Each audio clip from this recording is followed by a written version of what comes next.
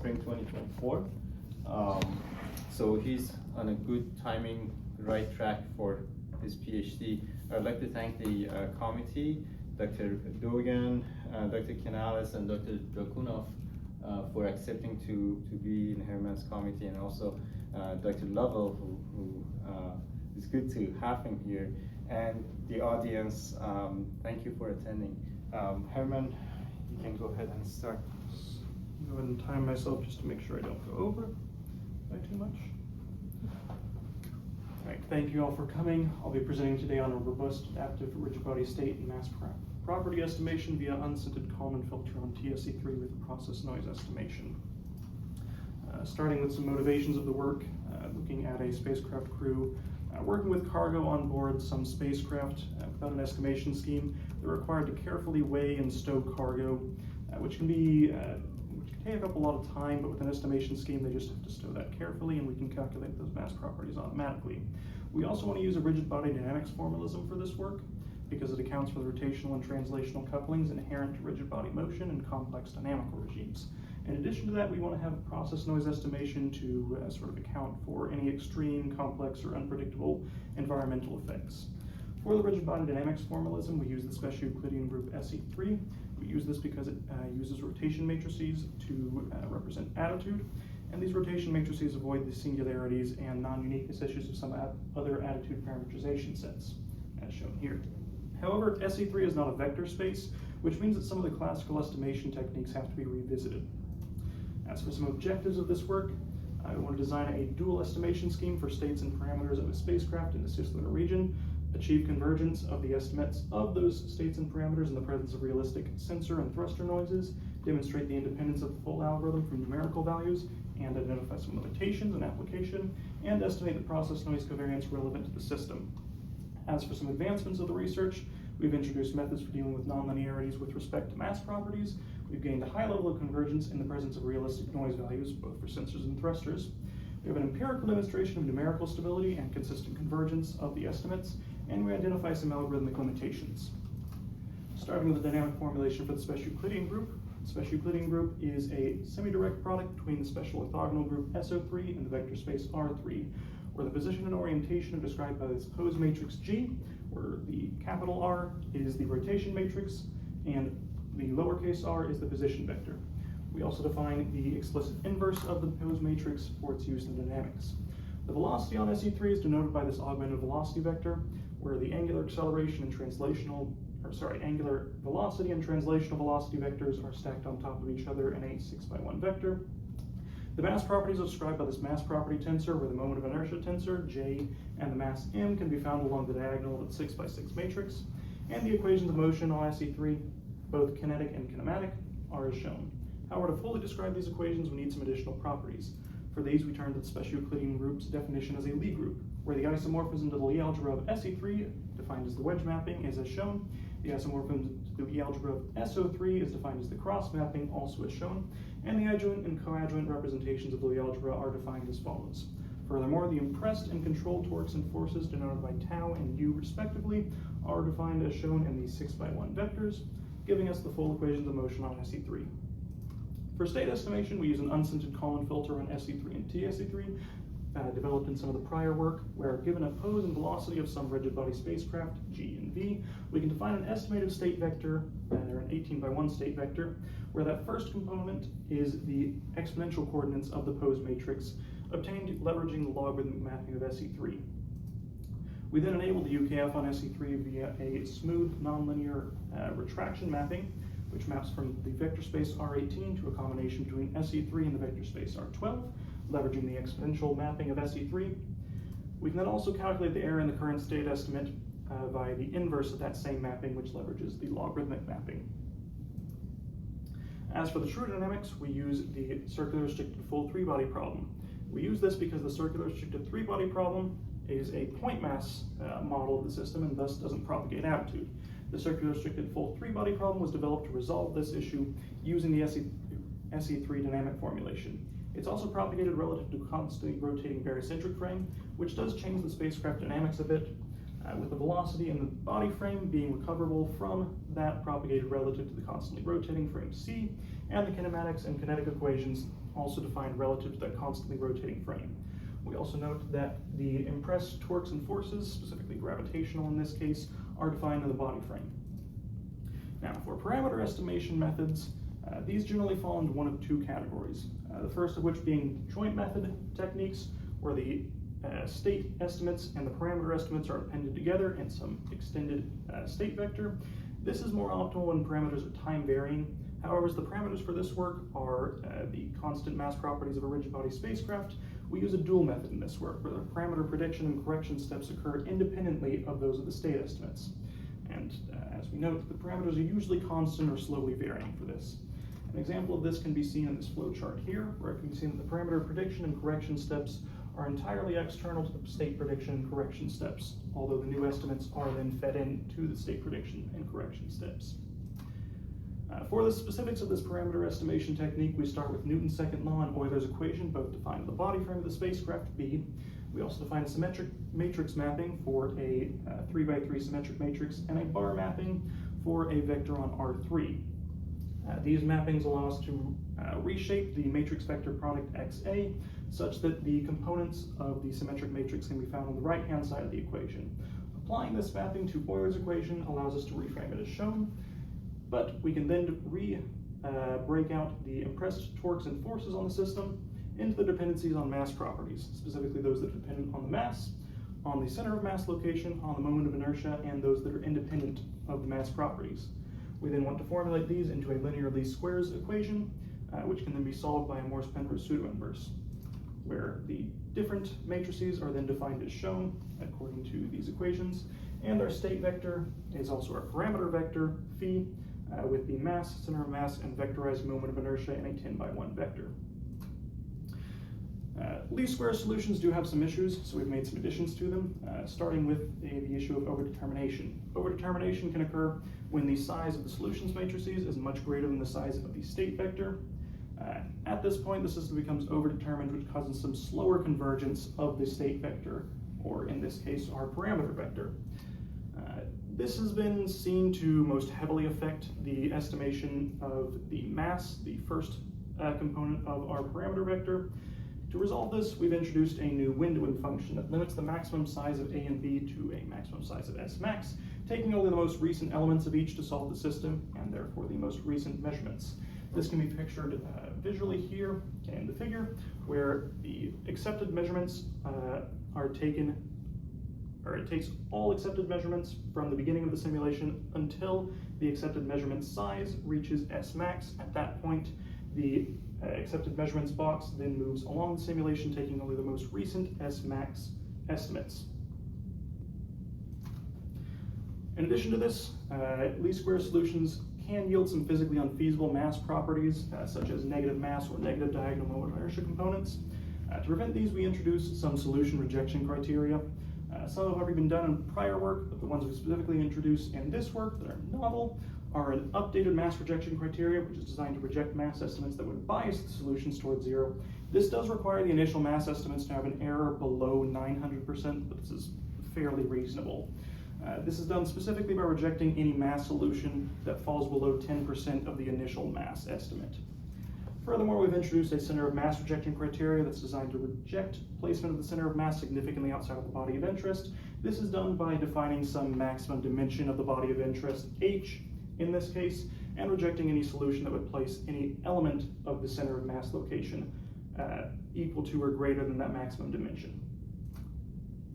For numerical propagation, we return to the work of Lee and Leoch in 2007, and their presentation of the classical variational integrator, which updates the rotation matrix and propagates it forward in time using this update matrix F, which preserves the inherent properties of the rotation matrices as members of SO3.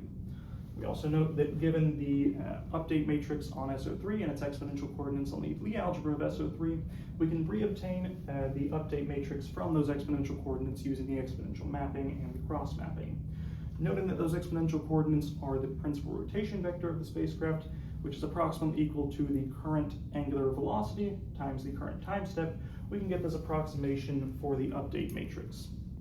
Now, we don't want to use this classical variational integrator because it's first order, and we know that lower order integrators could struggle with complex and nonlinear systems. The accumulated errors from these struggles can lead to divergence in some more unstable systems. So, we resolve this by extending the integrator to fourth order, noting that multiplication serves the same purpose on SO3 as addition on the vector space Rn. We combine the structure of the classical Runge-Kutta fourth order integrator with the update of the variational integrator to get the variational RK4 integrator, where the final update matrix F can be obtained through this equation as shown. We also note that the omega values are calculated as they would be in a classical RK4. For system modeling, we also want to introduce a symmetric A-thruster array, as dual methods are dependent on sufficient excitation to the system. For this, we use this A-thruster array, which is defined for placement by 4 different parameters, 2 being spacecraft parameters, the height of the spacecraft and the radius of the spacecraft when they're modeled as a cylinder, and 2 being the distribution parameters, where var pi determines the vertical distribution and theta determines the radial distribution. In addition to this, each thruster is given a frame M defined by some rotation from a geometrically fixed G frame. The rotations are defined by this 3-2-1 Euler angle sequence, where var theta defines twice the third axis rotation, var sigma defines twice the second axis rotation, and the first axis rotation is always 0. I'll also note importantly that in this figure and all following figures, the blue vectors denote the thrust direction of each thruster. In addition to this, we note that thrusters don't produce a perfect impulse thrust, and thus the thruster firings are going to have some variation off of a nominal thrust, so we define this equation for a noisy thrust, which just gives some deviation off of the nominal thrust. We also know that most variation occurs during the on and off transitions of the thrusters, so shorter pulses are going to have more variation from the nominal thrust than longer ones. To account for this, we define this exponential curve, defined based on the maximum and minimum pulse lengths and the maximum and minimum noise percentages. This relation can be seen here in this figure. In addition to this, we also want to have noise adaptivity in the system, specifically estimation of the process noise. Now, why do we want to estimate the process noise? For 3 reasons. First being the numerical stability of the system. Underestimation of the process noise combined with errors in your dynamic model can lead to divergence of your state estimates, which can actually introduce significant instability in less robust filters than the UKF.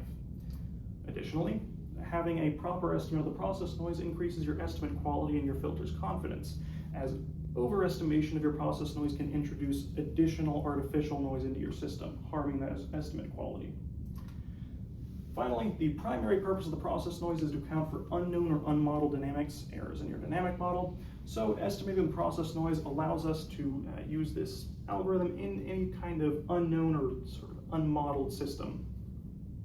Now, how does this change the algorithm? Well, starting with that dual method flowchart, if we add on a noise estimation step, we get this noise update that is external to the entire system. We'll note that that internal dual method filter is entirely unchanged, only feeding those predicted state estimates and the measurements into our noise update, which then gets put back into our initial state prediction step.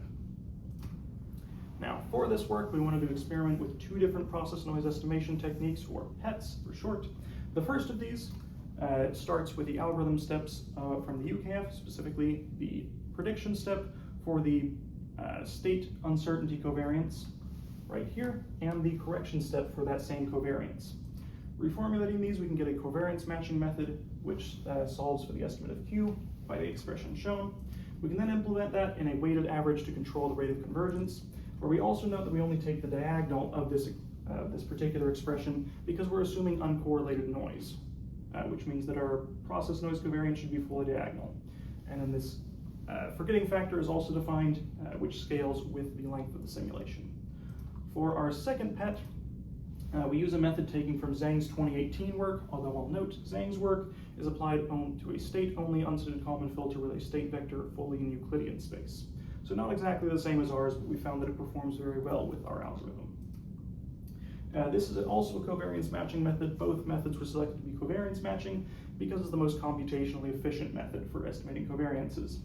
It's primarily dependent on this innovation vector right here, which is just the difference between the true measurement at the current time and the estimated measurement. Again, implementing this in a weighted average to update and sort of control the rate of convergence, and taking the diagonal of that expression, we get the full update here. Now, how do these PETs perform? Well, we can compare them to a manually tuned process noise covariance shown here, where the lower two axes define the indices of that process noise covariance, and the vertical axis denotes the absolute value of its elements. We initialize the first technique here with a initial covariance that is just a diagonal of 10 to the negative 40. We can see in our second figure here, our mean estimate of the process noise covariance over time has actually a very similar confidence in the dynamic model to the tuned covariance, with orders of magnitude of values being 2 here and 1 here. Now you'll also notice that 3 of the spikes are missing from this mean estimate as compared to the tuned process noise covariance. In the tuned covariance, special weight is given to the elements relevant to the position vector and to the translational velocity vector. And this, only those relevant to the position vector can be observed. However, when you actually look at the matrix itself, you can see that emphasis is still given to the velocity elements, just on a much lower order than that in the tuned covariance. It's about 3 orders of magnitude greater than the other values along the diagonal. However, something concerning happens when we look at the final estimate of the process noise. We can see here that it's significantly increased the process noise in the system, indicating that the confidence of the dynamic model has significantly degraded over the course of the simulation. And as we mentioned earlier, overestimation of the process noise can actually harm your estimate quality and your filter confidence. Now, how does the second process noise technique compare? Well, initializing it with the same diagonal of 10 to the negative 40, we see the mean estimate is again very similar in its distribution, although a little bit more different along the different elements related to the position vector elements. We see it does have a similar actual absolute value in its final estimate to that of the tuned process noise covariance. And when we compare it to the first process noise estimation technique, we can see across the total simulation, it actually has a much higher confidence in the dynamic model than the first technique. Now, as to whether this is a good thing or not, remains to be seen when you actually simulate it, as to whether the first technique is overestimating the process noise or the second is underestimating it. But we'll see that later in some numerical simulations. Another goal of this work was to do some stability analysis, so we'll start with some analytical stability, starting with looking at the literature that exists on it. Now, can we prove global stability for this algorithm? Likely not. Julier and Ullman's early works even noted that a global stability proof for this algorithm is unlikely to exist. But what we're left with is some local stability proofs that do still exist for the UKF. Now, we'll start with the most basic case with a linear measurement model for the UKF, and we see that Xu's 2007 and 2008 works both show a local stability proof for the exponentially bounded convergence of a UKF with a linear measurement model. In addition to this, Kolikov's work in 2018 extended stability proofs and stability analysis to the cubature Kalman filter, the extended Kalman filter, and the unscented Kalman filter. However, our algorithm doesn't have a linear measurement model. It has a nonlinear measurement model. So what exists there? Well, Deng's 2022 work actually did a very similar method to Xu's method, applying it to a nonlinear measurement model, SR-UKF. However, the complexities of our algorithm don't end there, as all of these works are for state estimation only, whereas ours implements both state and parameter estimation. In addition to this, all the state vectors for these different papers are fully in Euclidean space, whereas our state vector and our state grouping incorporates members of a Lie group. So that means our algorithm in this table here falls right here, where no work has actually been done. This does limit the applicability of some of these different local stability proofs to our specific work. It would also introduce some possible additional instabilities due to uncertainty in parameters and the location of the state vectors on a Lie group. So what does this leave us with? Well, we can still do some numerical stability analysis, starting with sensitivity analysis to 3 different things, starting with the mass properties, both true and the initial estimates. So we want to generate some arbitrary mass properties, specifically the true ones. These are generated arbitrarily through randomization of spacecraft component densities. An example of this can be seen in the figure where the component sizes and colors are not actually correlated to their real volume, they're correlated to the random densities assigned to them. For example, the dark red ones or dark orange would have a higher density than the lighter yellow ones. The initial estimates are then generated arbitrarily according to 2 different categories. The first being those with non-negative initial errors, because we don't want to generate initial estimates for the mass and diagonal moments of inertia that are negative and therefore physically unfeasible. For those that are unrestricted, being the off-diagonal elements of this moment of inertia and the center of mass components, these can have real values that are negative, so we don't restrict those. These restrictions are applied by bounding rho between 0 and 1, and bounding sigma between -1 and 1. These allow us to get up to 200% initial errors in any mass property. We also wanted to experiment and test the sensitivity of the algorithm to thruster noise level. We did this noting that thruster noise levels are dependent on the thruster pulse length.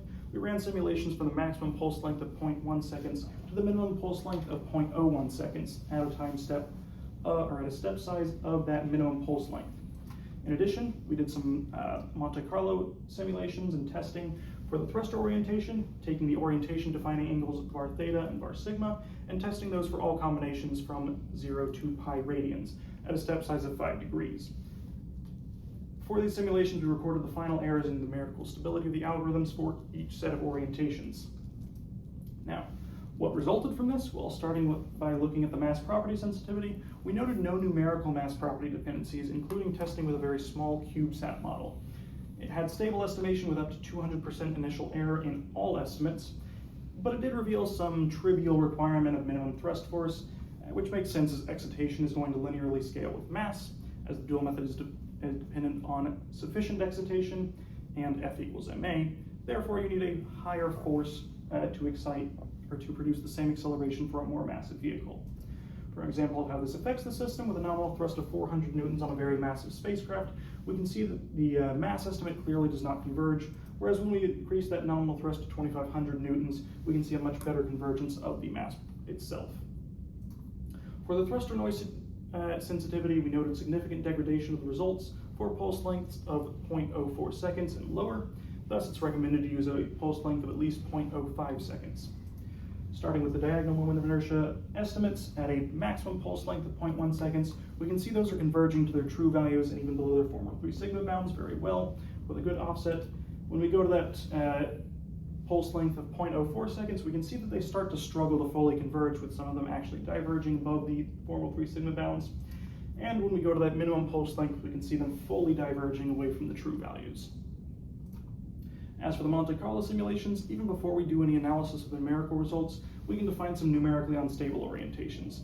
Specifically, when either var theta or var sigma equal n pi, these are orientations where torque about some axis or force along some axis cannot be cleanly produced. And for numerical stability, we also define a pi/6 radian offset from these unstable orientations, as at these offset orientations, the torques are non-zero but are still near zero, which can lead to some errors in the least square system solution. This figure here shows these different unstable and stable areas, where yellow denotes an unstable area and green denotes a stable area. We'll also note that even though we define these areas as unstable, we're not guaranteeing divergence of the system under or in that yellow region. This is simply sorry, I'm forgetting my words. It's an estimate of our unstable area where all divergences will be contained within, but not all unstable areas will diverge. So, for numerical simulations, we simulated a spacecraft within a 9-2 cislunar NRHO with the initial true and estimated states and parameters as shown. For the Monte Carlo simulations, we used the second process noise estimation technique, as we noted in some simulations that seemed to perform much better. We also did a comparison of the two process noise estimation techniques, both of them initialized with that process noise covariance of a diagonal of 10 to the -40. And for comparison, we also ran a tuned process noise covariance case with that covariance as shown. In addition, to introduce some uncertainty and error into the dynamic model, we used a estimated dynamic model of a two-body problem approximation to the true dynamic model of the circular restricted full three-body problem to allow that process noise to actually do its work. So for those Monte Carlo simulations, looking first at the results for the mass, we can see that most of these spikes in final error percentage are located within that yellow unstable region. However, this spike right here at about 40% final error is clearly non-convergent, which means that some additional orientation set must be unstable. When we do some investigation, we find that at var theta equals 2 pi over 3 radians, The third axis torques are net zero and cannot be produced. For numerical stability, we also define a further pi/12 radian or 15-degree offset from this orientation set, as this is only one specific torque that is zero, so it doesn't need as much of an offset. We'll also note that an extreme case of this exists for our specific spacecraft in these simulations when var sigma is also equal to pi/3, because at this point all of those thrust vectors, noted by the blue arrows, are pointing at the geometric center of the body, meaning they can produce no net torque whatsoever. For any body, this orientation can be found by solving this equation here. So applying that new unstable region, we can now see that all of our error spikes fall within our unstable yellow region, whereas when we look at our stable results, our final percent errors are all 1.2% or below. We also exclude the unstable yellow peaks here for scale, even though it's technically in the figure. Looking at the center of mass, specifically the norm of it, we can again see that all the spikes and final percent error are located within our yellow unstable region, with the stable results having final percent errors less than 0.35%. For the diagonal moment of inertia components, represented here by the J33 component, we see again that all of our unstable spikes are located within our unstable regions, where our stable results have final percent errors of 1.2% or less. And looking at the off-diagonal moment of inertia components, represented here by the J13 component, again we see all of those spikes and final percent error are located within our yellow unstable region, whereas our stable results have final percent errors of 0.45% or less. We also want to look at how these different orientations affect these states, because even though the dual method should not directly affect the quality of the state estimates, it may indirectly affect them through introduction of some unstable or undesirable mass property estimate. So for the rotational states, we look at the first component of the principal rotation vector as a representative, and we can see that there are some error spikes here, all located within the yellow unstable regions. If you actually compare these to the different mass property estimate plots, you can correlate all of these spikes to some other final spike in percent error of a mass property. When we look at the stable results, all of these have final errors, not percent errors, but absolute errors, less than 1 times 10 to the negative 5 radians, which is significantly small. For the position, for the first component of the position vector that we use to represent the convergence of the translational states, we notice a very high spike in error at the 175, 145 orientation, which denotes that there was clearly a very unstable mass property estimate at that orientation. However, when we look at the stable area, we have final errors less than 18 meters, which is very low for an orbit on the order of tens of thousands of kilometers. Now, in addition to this, we also wanted to compare the two process noise estimation techniques. For these, we selected the 160 orientation for all these cases. We also ran simulations for a case with no process noise, specifically just setting that process noise to the initializing value of a diagonal of 10 to the negative 40, for a case with the first process noise estimation technique, with the tuned process noise covariance, and with the second process noise estimation technique. When we look at the overall results, we can see that the convergence rate of the case with no process noise, even visually, takes a while to converge to the true states. The first process noise estimation technique does improve this notably, but it's still not as good as the second process noise estimation technique or the case with tuned covariance, which converge almost instantly to the true states. When we look at a more formal metric of convergence, we can see that the case without process noise takes about 20 seconds to converge below its formal 3 sigma bounds. The first process noise estimation technique case takes about 5 seconds, while the second process noise estimation technique and the tuned case both converge almost instantly below their formal 3 sigma bounds. However, it's interesting to note that the steady state convergence of these different cases is almost identical to one another, as is the level of their 3 sigma bounds, which indicate the confidence of the filter in state estimates. However, this is just for the rotational states. So looking at the first component of the position for the translational states, we actually see a very similar trend, with the no process noise case taking about 20 seconds to converge below formal 3 sigma bounds, the first process noise estimation technique taking about 5 seconds, and the tuned process noise covariance and second process noise estimation technique converging near instantly. And again, the steady state errors and 3 sigma bound levels are about equivalent across all the different cases. However, we did notice earlier when looking at those process noise covariances that a lot more weight was given in the tune covariance to those elements related to the translational velocity as compared to the estimated covariances of both the first and second techniques. So it's also interesting to look at how that affects the state estimates.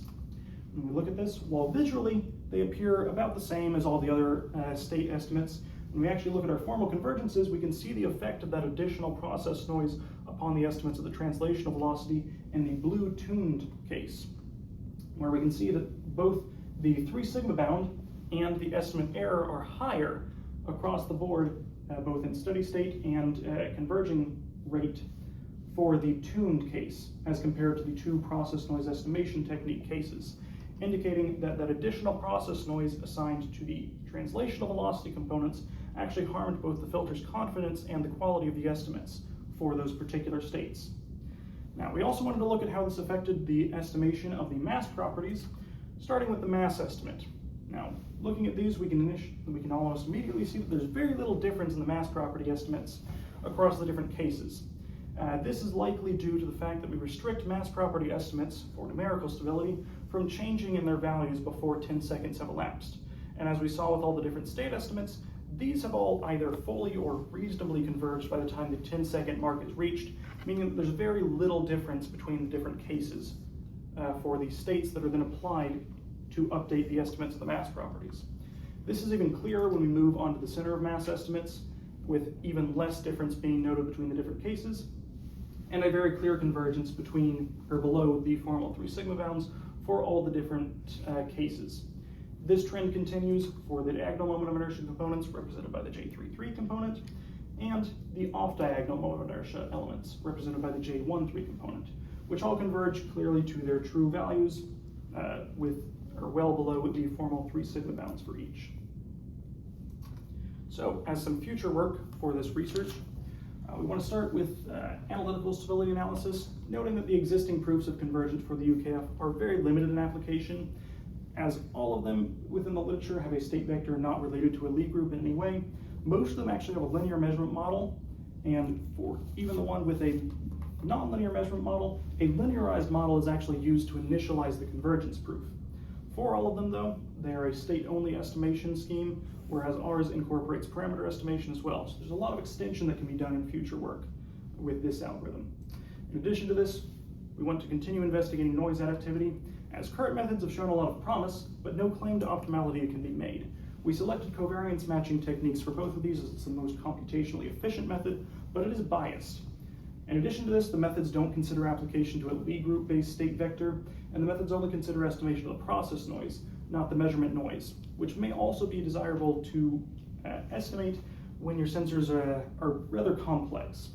In addition to this, the methods assume an uncorrelated Gaussian white noise model for the process noise, which may not actually be representative of the true noise present in the real world. So in conclusion, we use the SE3 dynamic formulation to allow for automatic accounting of the translational and rotational couplings inherent to rigid body dynamics, and to avoid the singularity and non-uniqueness issues of some attitude representations. The current dual method UKF on SE3 and TSE3 has demonstrated a high level of robustness against realistic thruster and sensor noises through simulation in a 9.2 cislunar NRHO, and the resultant convergence of the state and mass property estimates over a number of different cases. The use of process noise estimation techniques does actually significantly improve our transient response to the system estimates in the presence of significant model uncertainties, and the Monte Carlo simulations that we performed demonstrate the independence of the algorithm from numerical values for mass properties, excluding some trivial requirements for nominal thrust levels. It also reveals the limitations for application of thruster noise levels, nominal thrust, and orientation. Some of my own personal relevant publications to this work are shown here, as well as some relevant group publications here. And my references for this are given here. And thank you, and I'll take any questions at this time.